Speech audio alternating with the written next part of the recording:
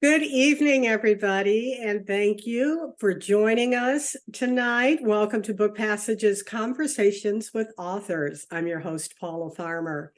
We have an especially talented pairing of literary fiction writers to discuss the featured book, Bessie, which happens to be a Hasty Book List most anticipated historical fiction title for 2023. And today is its official launch day. So we feel very honored to be part of the launch of this wonderful historical fiction. And just to give you a little bit of background about it, just days after the close of World War II, Bess Myerson, the daughter of poor Russian Jewish immigrants living in the Bronx, is competing in the Miss America pageant. And the tension and excitement in Atlantic City is palpable because she could win a $5,000 scholarship, and it means a lot.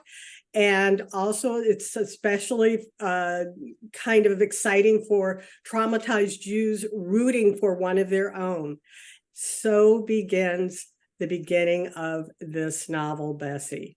Drawing on biographical and historical sources, Bessie reimagines the early life of Bess Myerson, who in 1945, at age 21, remarkably rises to become one of the most famous women in America. The writer, the author, Linda Kass, is the author of not only this, but two other historical novels, Toss a Song and the award-winning novel, A Richie Boy. Bessie was named, Linda began her career as a magazine journalist and is the founder and owner of Gramercy Books, an independent bookstore in Columbus, Ohio. Shout out to another independent bookstore. In conversation with Linda is Kristin Harmel. Kristin is the New York Times bestselling author of more than a dozen novels, including The Forest of Vanishing Stars and The Sweetness of Forgetting. She is published in more than 30 languages and is the co-founder and co-host of the popular website, Friends and Fiction. Friends and Fiction. Yay, we love Friends and Fiction. Please, with that, I'm going to pass it over to Kristin's very capable hands. Thank you both for joining us. Thanks so much, Paula. It's such a pleasure to be here. Thanks for that great introduction. And Linda, happy publication day. This is so exciting. Thanks, Kristin. Thank you for talking with me tonight. Oh, I'm happy to be here celebrating with you. And, you and I are both obviously huge fans of independent bookstores. You own one. I do Friends and Fiction, which celebrates independent bookstores all the time. So what an absolute pleasure to be with an independent bookstore to launch your book tonight. This is it's just happiness all around. So Paula gave us such a great overview of Bessie, which kind of knocks out my first question, which is what it was Bessie about. But no, so I'm going to dive in with a difficult question right from the outset. And it's a question we like to ask every week on Friends and Fiction. It's my favorite question we ask on the show. We've heard a little bit about what the book is about. Can you tell us what the book is really about at its heart? Okay. Well, I would say that at its heart, it's really about a woman, a young woman, because I really look at her early life, trying to find who she is, dealing with beauty, dealing with identity, dealing with the issues around World War II, which is the context of her growing up, living in New York City at that time, and just finding who she is, and at a time when she really has to make a choice, because she has quite a bit of ambivalence about whether she wants to be a concert pianist, because she's very brilliantly talented as a pianist and then also as a flute player, but if she really wants to have a family, and those two things aren't at that time really easily held both together. Absolutely makes sense. So interesting because, in reading about her after having read your novel, I couldn't believe that I was not familiar with her story before. I mean, it sounded like she made such a big impact in her time, and then continued to be a name in the news for many years afterwards. How did Bess Myerson first cross your radar? So in other words, were you aware of her when you were younger, or even peripherally aware, or was she someone who you heard about for the first time more recently? Well, people of a certain age were aware of Bess Myerson. So I was aware of her. It seemed I was aware of her later in life. I lived in New York in the 1980s. I worked in New York in the 1980s, and she was very prevalent in New York government, really. She worked in the 80s. She was Commissioner of Cultural Affairs under Mayor Koch. And she had really previous to that years in early television. I was very, very young at that time and probably just heard about her rather than saw her, but she was on all these, at the time, game shows. I mean, that was really big in early television in the 50s.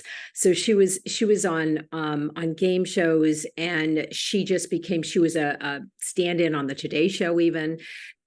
She hosted many Miss America pageants after the fact, but that title of Miss America never seemed to leave her.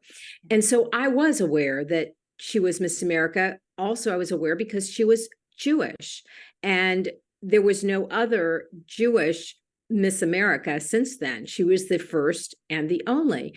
But what struck me when I sort of came across a story in early 2020, it was an article about the Miss America pageant, and they always seem to mention Bess Myerson.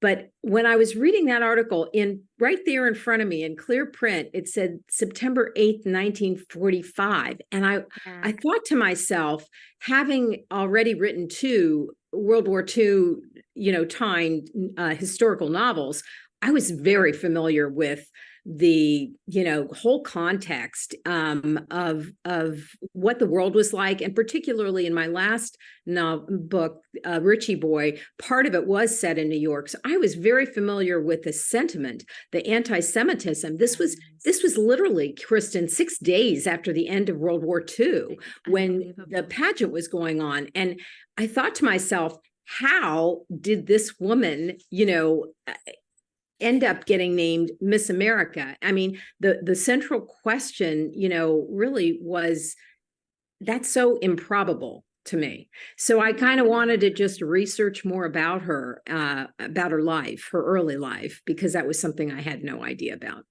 Oh, well, that's interesting. I'm going to ask you about that in a moment. But before I do, I want to say to anyone who's listening out there, if you're watching us on YouTube, if you have a question for Linda, we would love to ask her.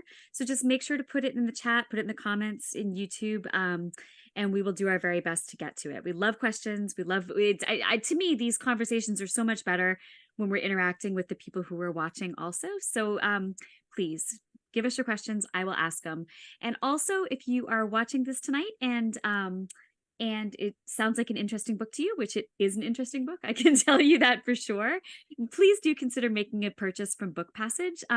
It's so important, I think, when these independent bookstores put on author events like this, where you get to see the world behind the book, and you get this insight into why the book was written and what it all meant to the author. I think it just deepens your appreciation of and understanding of the book.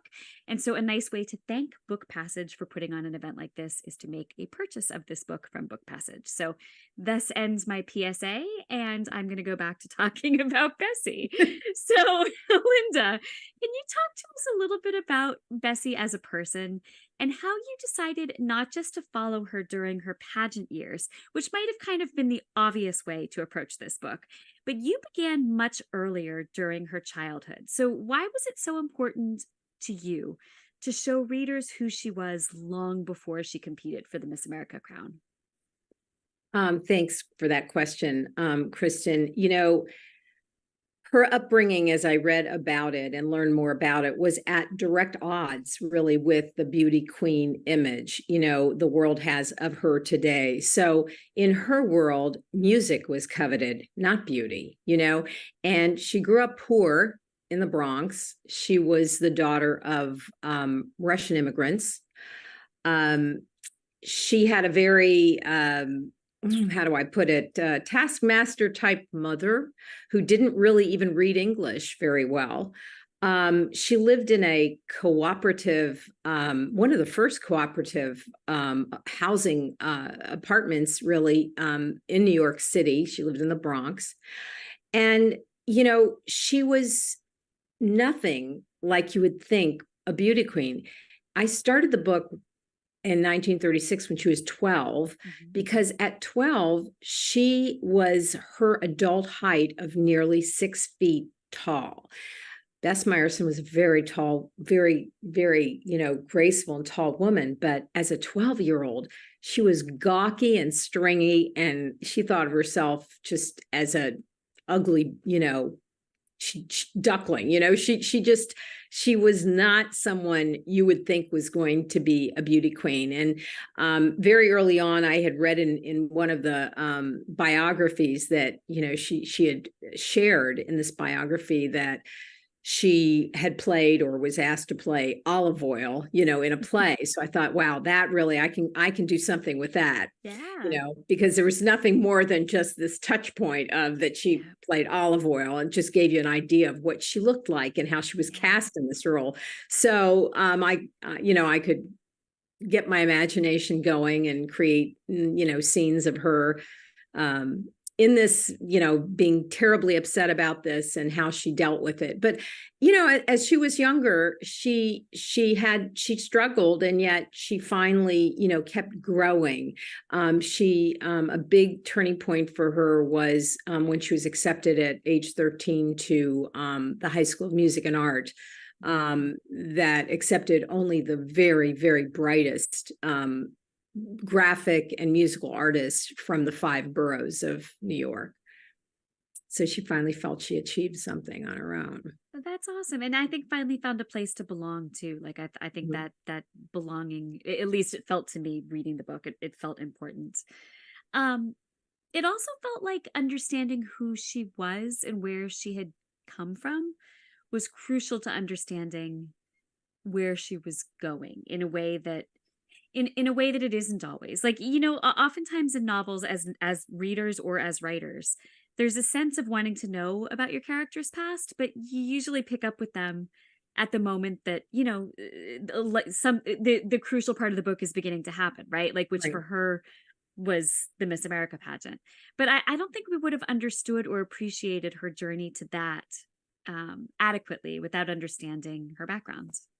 Yeah, I think she carried the background with her, even as she is, here among beauties and a contestant as Miss New York City in the Miss America pageant. She brought Olive Oyl with her in a way. She had this insecurity that just did not seem to leave her. So, I think I'm always very interested in sort of the moral and psychological underpinnings, and development of human beings. And so that early life, her growing into that adulthood where the rest of her life is then open, I really love to explore that. And that's what I did with Bess Myerson.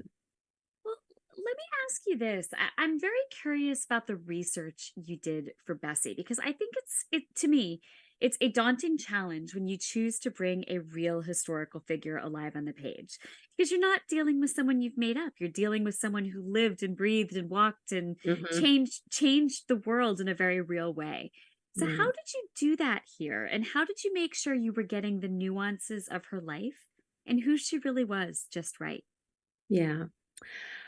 Well, the big core, there were 3 biographies that I read of hers. One in particular was by Susan Dworkin, was a really great resource because it almost was written kind of with Bess Myerson. So there were sections of Bess Myerson kind of speaking. So I got a sense of her voice. I got a sense of her values, even though she was talking as probably at that point, a 60-year-old. I think the book came out in somewhere in that later 80s, maybe.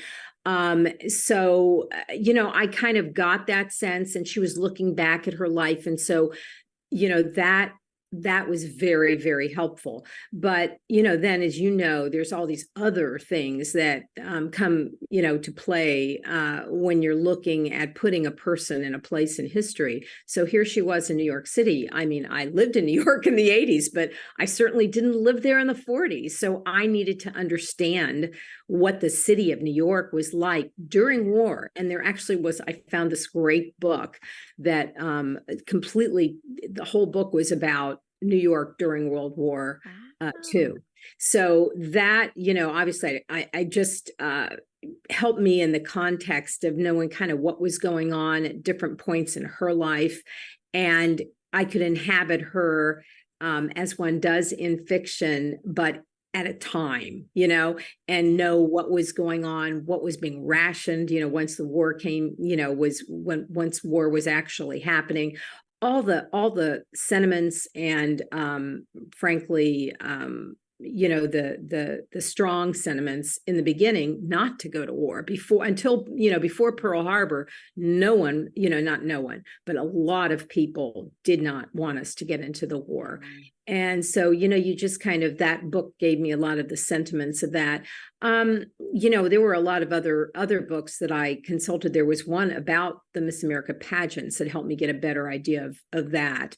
So, there's all these different elements that kind of come into play in the story, and different, you kind of come across. I was thrilled to find a book, I think it was published in the early 60s, that was all about this High School of Music and Art, which frankly was the brainchild of Mayor Fiorella LaGuardia at the time. And when she went there, and there, it's not called the High School of Music and Art now. I'm kind of like, it's something like that now. It's still there, but it was in its second year. So it was founded in 1936, and she entered in 1937. So in the second year of this wonderful opportunity for students of both graphic and musical art. She was a pianist. She started playing piano at age 9 with lessons. She gained a really wonderful mentor and piano teacher at age 11. And that kind of changed her life quite a bit too. So there are these moments and people, real people, that were significant. And I could then kind of imagine that relationship being in sort of that space and inhabiting her and them together, I love that. Well, I'm glad you mentioned the music, and I know you touched on it before also, because music is a theme in some of my favorite historical fiction, such as Jennifer Rosner's The Yellow Bird Sings, which we discussed a bit this summer when we were doing a Gramercy Books at Home virtual event back in July with Jennifer. So it plays a role in that book. Music certainly plays a role here too, in this story and in Bess's life. Can you talk beyond I think beyond kind of what you've already shared, a little bit about the importance of music to her into the story? So, I will frame that by saying I was particularly struck by how music, and especially her mom's brittle demands that she practice, held her back in some ways, but also music allowed her to spread her wings. I think it was something that played a very, very significant role in her early life. Can you talk a little bit about that? Yeah, Bella, her mother, Bella Myerson, felt that music was very important for all three of her daughters. So Bess was the middle of three daughters. Her older sister was Sylvia, her younger sister was Helen, and Sylvia also played piano, and Helen played the violin. The Bella was, yes, she was a taskmaster, had to practice 2 hours every day, pulled her out of the playing with friends. It became really almost a negative until it wasn't. She started feeling this joy. And I think also her environment created that joy for her. She lived in a, as I mentioned before, this enclave, this Sholem Aleichem housing apartments. And so many who lived there were Jewish. They were from Eastern Europe, and they were musicians or artists. So you could, walk through and hear music, playing, from the different apartments. And it was just part of her upbringing. So with all, I mean, I don't know if you played, I played piano when I was younger. Yep. I was unfortunately didn't have as much of a taskmaster of a mother who did want me to practice a lot. However, when I wanted to quit at 13, she let me do that, unfortunately, because I'm sad that she did. Yeah, yes. I think that's about the time I quit piano too. But then I played drums after that. Did I ever tell you that? I played the drums in my high school marching band, and I played a big drum kit. And yeah, can you believe it? And I know anyone watching is only seeing me in virtual land, but Linda knows I'm 5 feet tall. Like, I'm a teeny tiny little person. So imagine me marching around with a big bass drum as I did my freshman year. That was crazy. But I was struck also, or I shouldn't say struck, but I was interested to see that in the back of Bessie, you included a list of all the music that you cited throughout the book, all the music that you mentioned. It made me feel like music must be very important to you as well. Is it? I mean, is that something? Are Yes. you a big listener? Yeah, I love music. Okay. When I started the bookstore, I have a music section. So, any memoir out by any musician, or books about music, they're in there.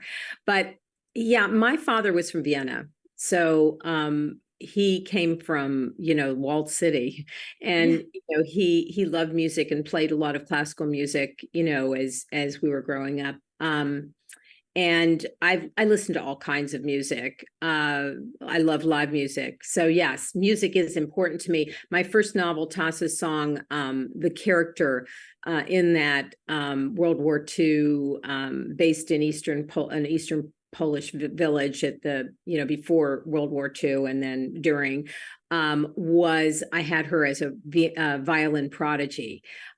So music was filling that book. And actually my last book too, maybe more subtly, but there was a lot of jazz in it. There was music in the book. So I always do find a way to, I think it's a wonderful way, particularly when you're doing historical fiction, to know what, besides knowing what the food is or, what people are wearing, but to also, hear the music that they're listening to. Absolutely. So yeah, it is important. Thank you for asking that. No, I'm glad. I'm glad I now know that about you. Okay, so a reminder to anyone watching us on YouTube, please do, if you have questions for Linda, please put them in the chat, put them in the comments, and they'll come through to us. And speaking of that, we have a question now, Linda, from Allison, who says, you are obviously comfortable with writing historical fiction, but would you ever venture to other genres? Okay, Allison,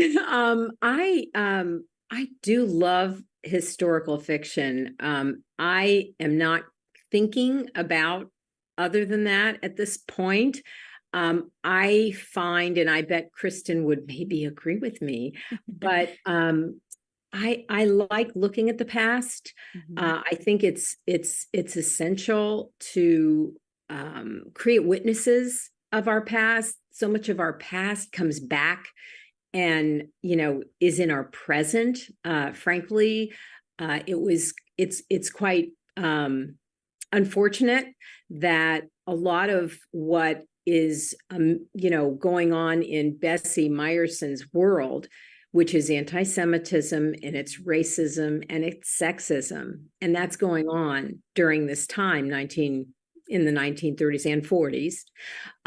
We're seeing all of that here now. Yes. And so I find it very, I'm, as a journalist too, I love, history gives me those facts back then.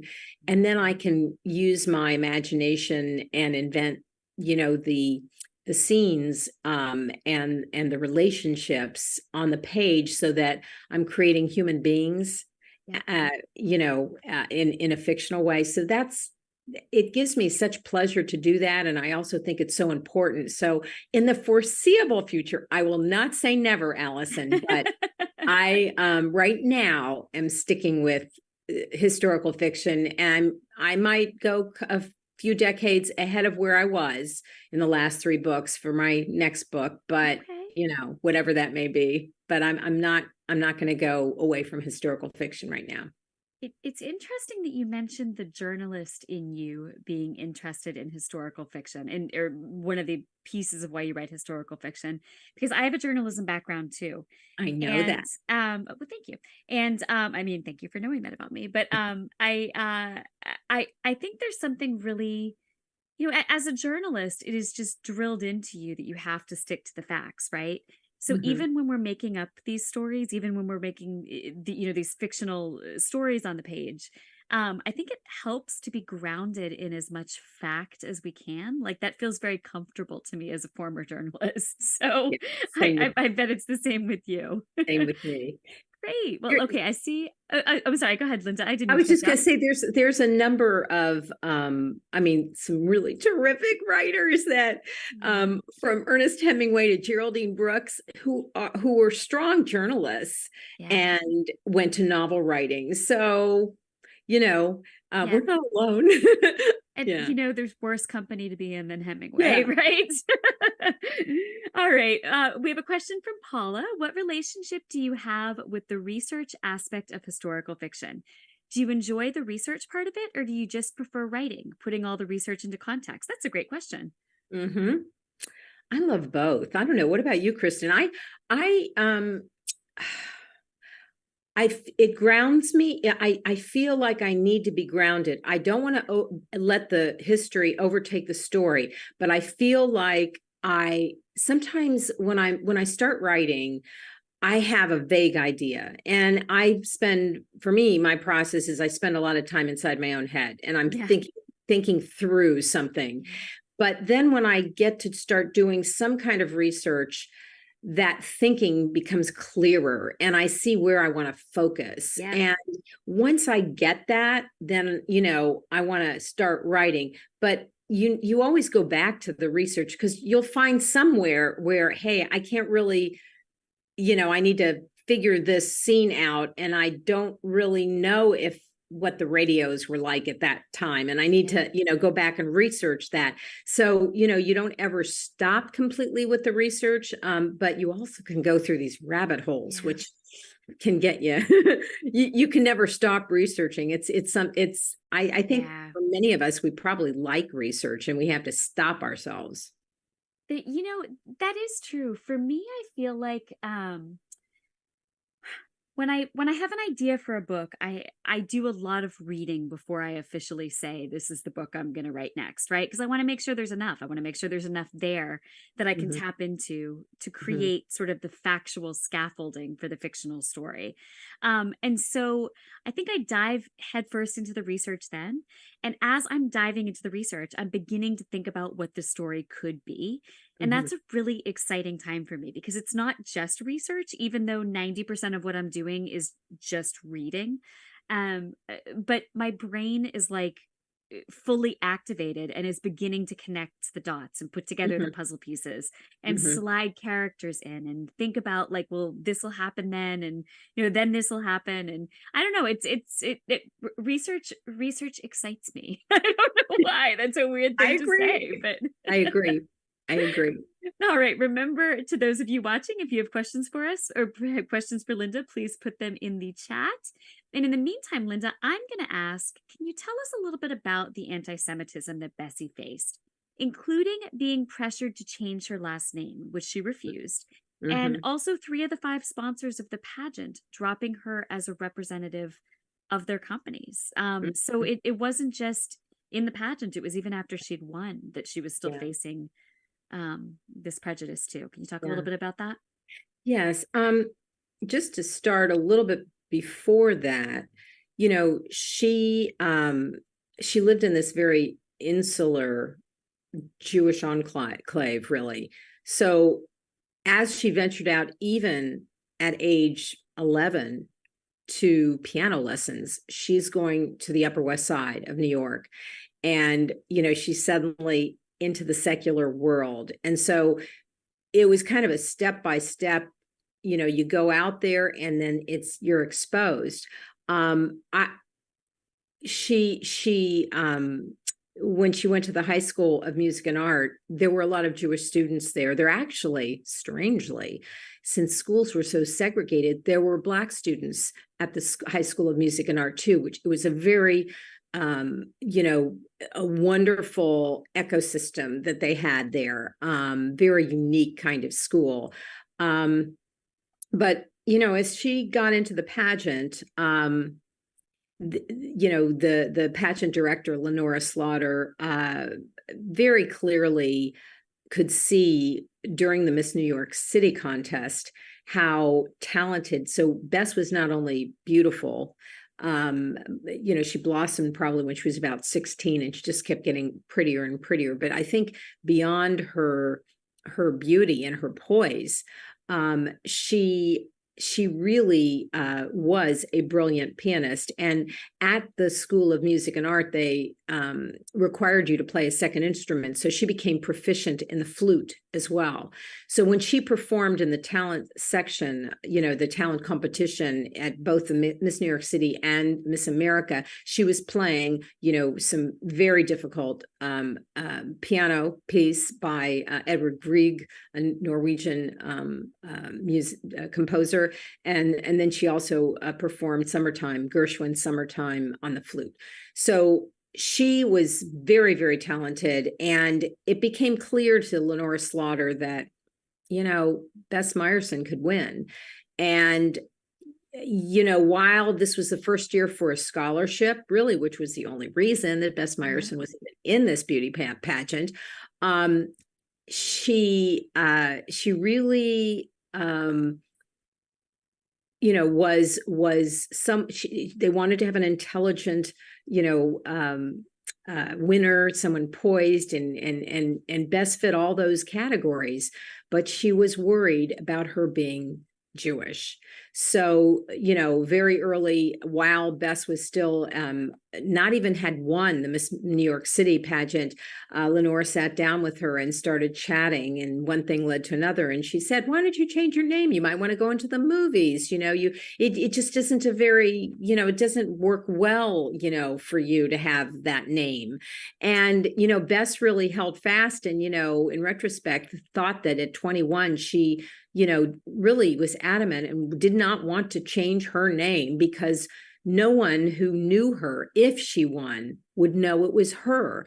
Lenora wanted her to be called Betty Merrick or something, and she said, "If I'm Betty Merrick, no one will know that it's Bess Myerson who just won this contest. So I'm not going to change my name. I am Bess Myerson." So she held fast. And then during the Miss America pageant, there were judges who were getting anonymous phone calls and threats. She found out about a lot of these things, and the sponsors went, again, this was an anti-Semitic time. So some of the sponsors just really, didn't want to necessarily, be associated. Well, it was also interesting in the book, and sad in the book, to read about how when she was on tour during her Miss America reign, she encountered signs on country clubs and hotels that said "No Jews." Yeah. Which I think was very jarring to her. As of course it would be for any of us. Can you talk a little bit about how this impacted her and about Bessie's involvement with the Anti-Defamation League? Yes. She, as she was during her reign, besides doing some pretty awful kinds of touring, like in vaudeville, where she was basically introduced by her measurements, as all her runners-up were as well. I mean, that's how I usually ask to be introduced at book talks. Paula obviously missed the note that was like my official bio. No, I'm just kidding. Go ahead. So she would, she was sent to the South. She had this beautiful gown that she put on and was walking down the stairs at this country club. And she then overhears some people talking to I guess her escort, saying, we don't have Jews in this country club. We can't have her here talking to anyone. That was so jarring to her. She ran upstairs, tore off that gown, and got on the first train she could out of there. This happened somewhere in Kentucky, or she, it was devastating for her. It was just devastating. And before that, she started this inkling, even in high school, she just had this social justice awareness of how Blacks were treated. And then when she was in the contest, she's sort of like, there's no Black women in this contest, and I'm the only Jewish person. And at that time, she was considered, her as an ethnicity, they would call her an Oriental. They called Jewish, they would describe her in articles, raven-haired Oriental beauty. So she faced a lot of this discrimination, the same discrimination that her parents faced, to then finally end up at this Sholem Aleichem, all Jewish cooperative, because other neighborhoods, would say no Blacks, no Jews, no dogs. Yeah. Wow, that's it was, I will tell you, having read the novel, it was disturbing to read some of that. I mean, of course, I mean, I write about it too. I write primarily about World War II, and that's, a time period I've spent a lot of time in, but it I don't know, it doesn't get any easier to read when you're thinking about how it really unfolded in people's lives. A reminder to all of you out there, if you have questions, put them in the chat.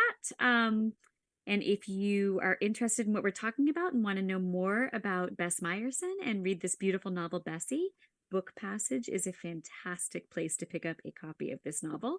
Linda, I wanted to ask you, there's a question in the back of the book. But there are some great discussion questions in the back of the book, but I wanted to ask it here and see what you think. Why do you think it was hard for Bessie to accept her own beauty?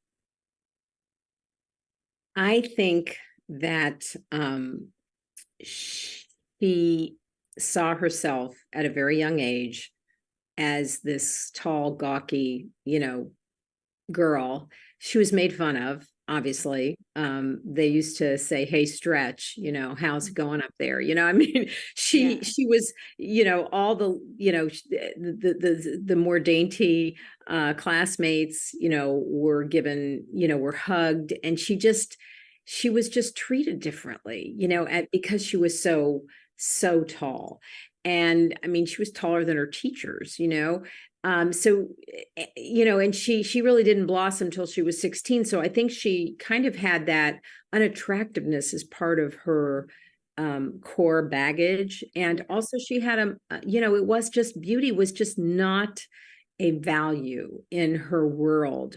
Music was coveted, achievement was coveted, education was coveted, but not beauty. And in fact, even women who modeled for a long time, were looked down upon.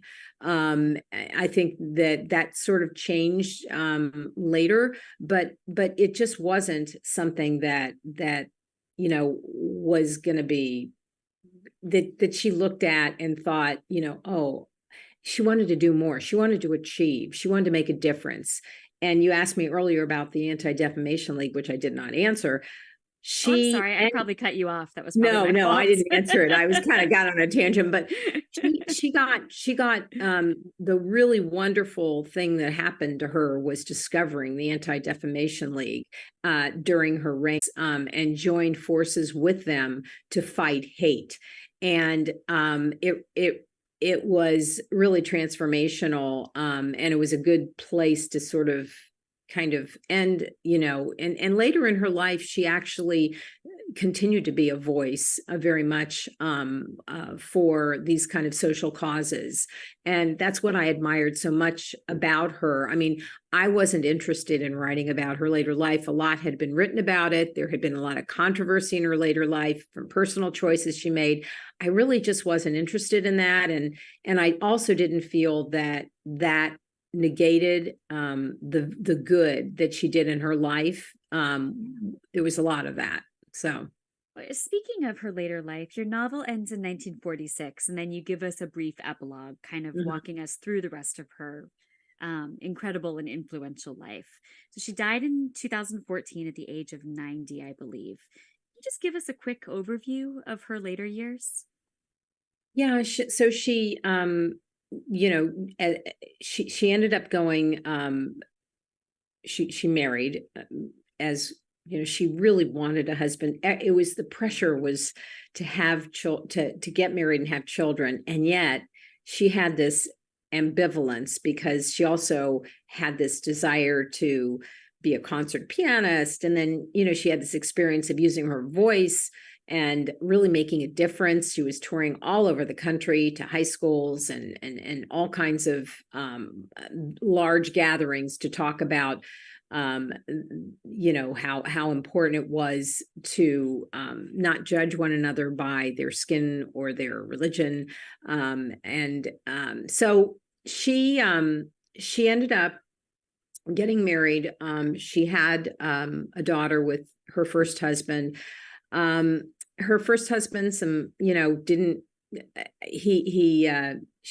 they ended up divorcing. She got married to another man. He adopted her daughter, so her daughter had that last name, and that didn't work out either, and it was a little controversial. She ended up, she was on a lot of television, black and white, and later television game shows. She became well known. You've Got a Secret, We've Got a Secret. She hosted the Today Show. I think I mentioned that before. She hosted some pageants, years of pageants.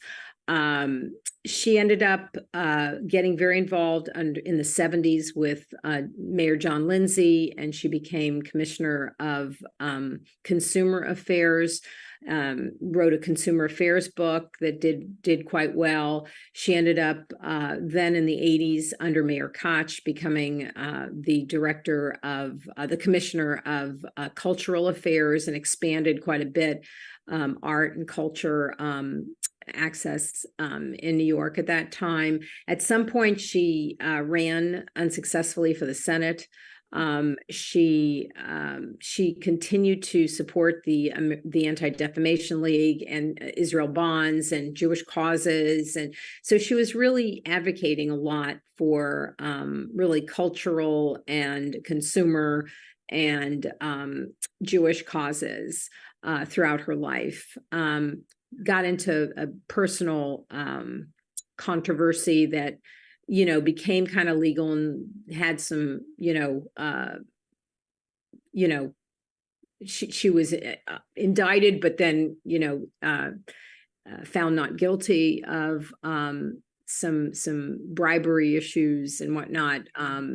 Just someone she was dating who was not, or more than dating, she had a relationship with a man that it just, all her personal choices never were that good. That's what a shame. That's too bad. I mean, yeah. What a fascinating life she led, though. Yeah, she had really did a lot of good, It sounds like she did. We have a question coming in from Daniel, who asks, how important was her community throughout Bessie's impressive career and life?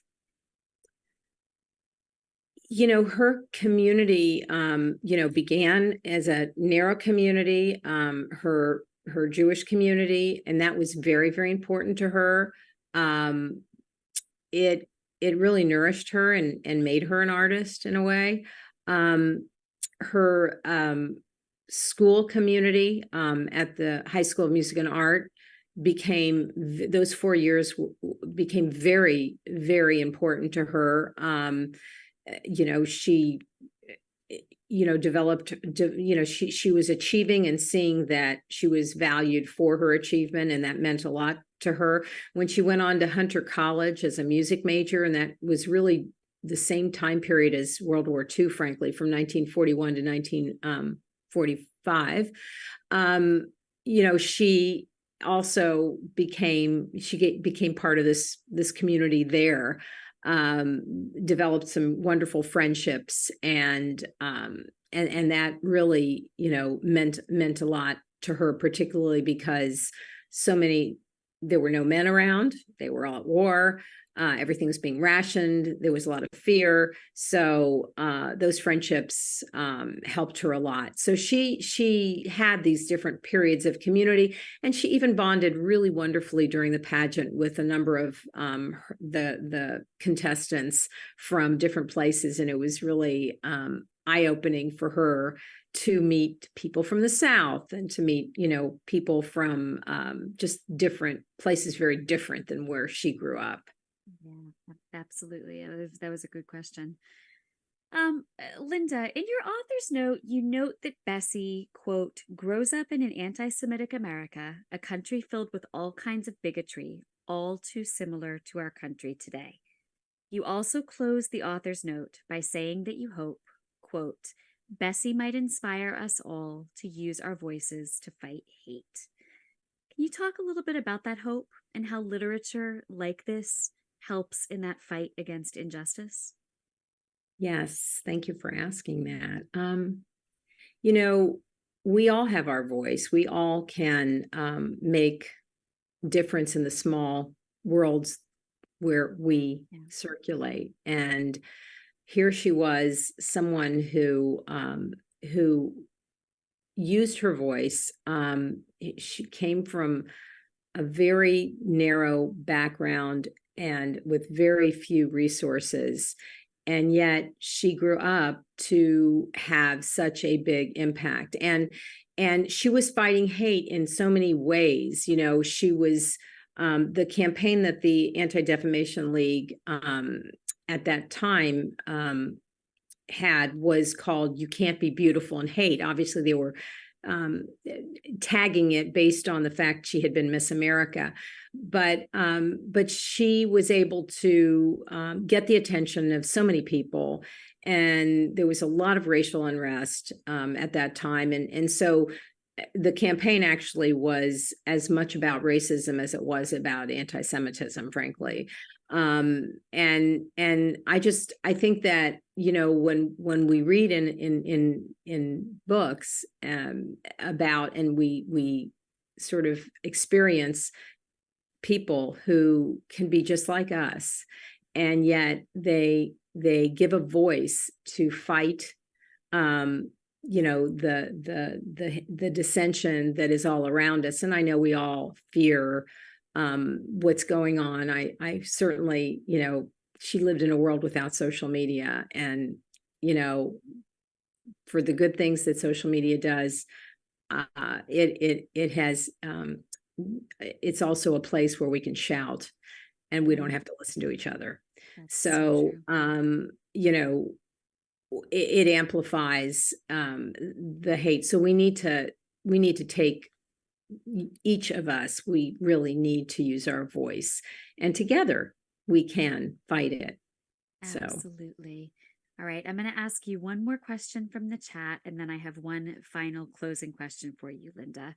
So the final question from the chat from Paula is, how was it to write this at the time that we're seeing a resurgence of anti-Semitism?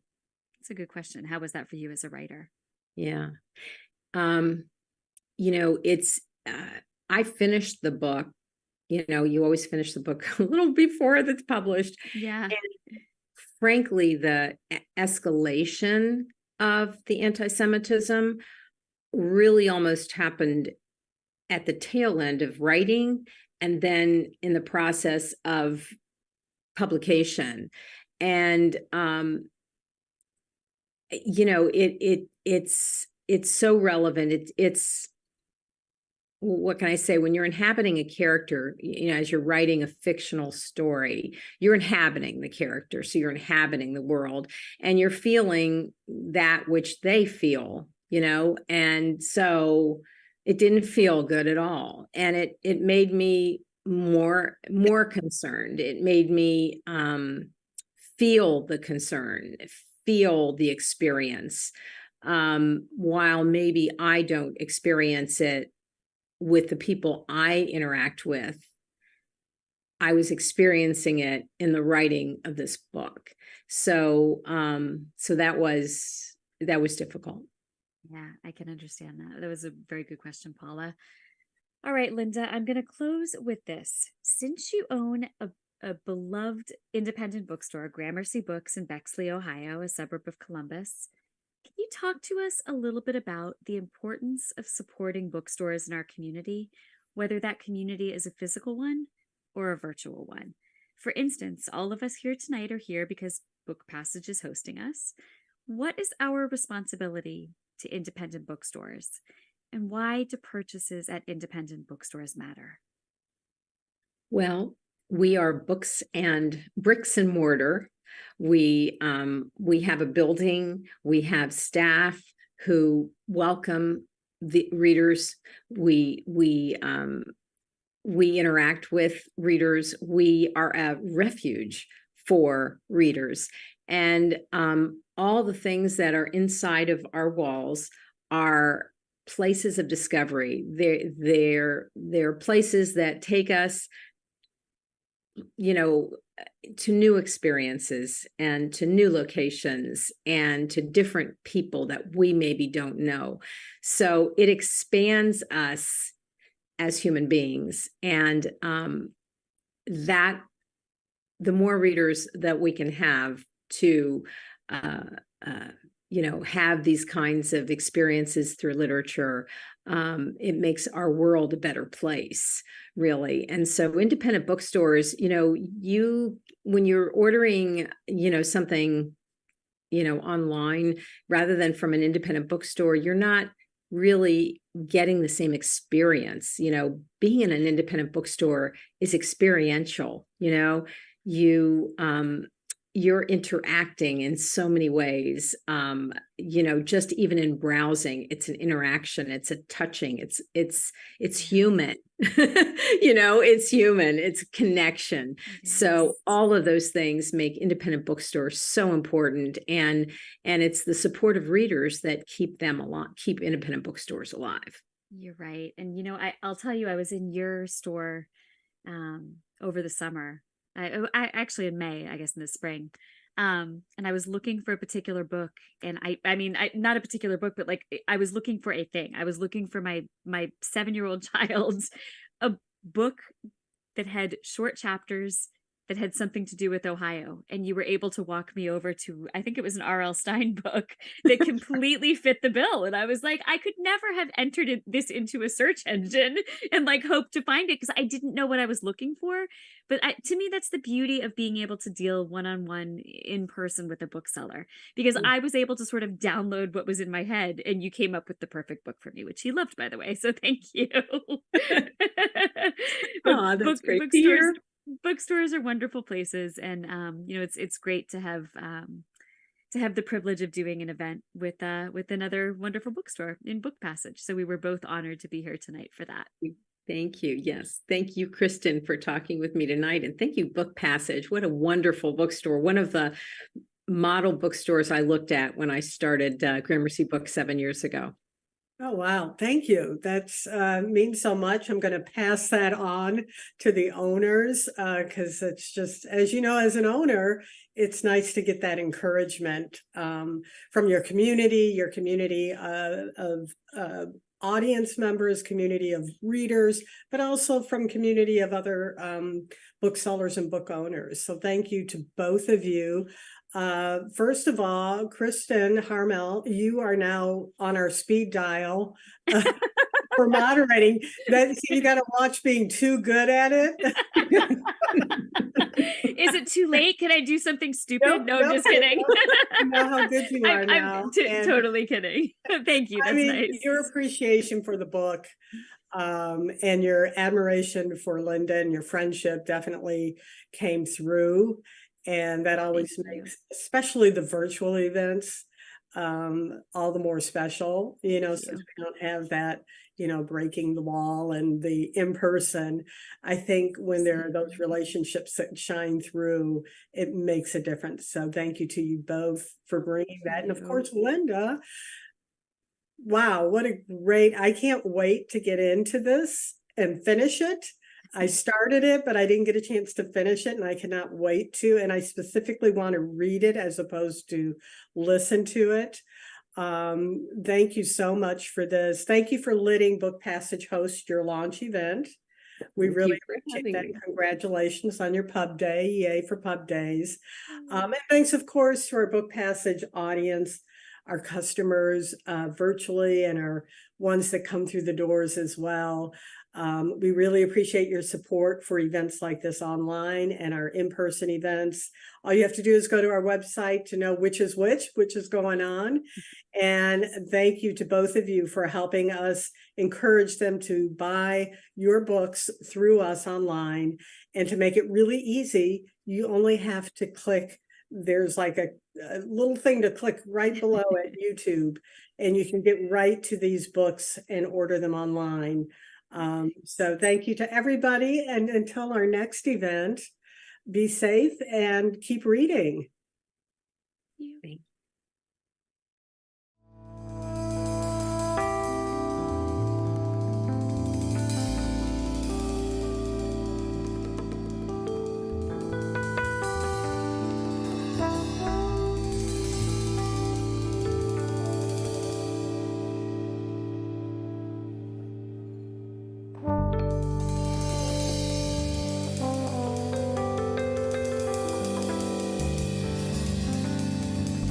Thank you.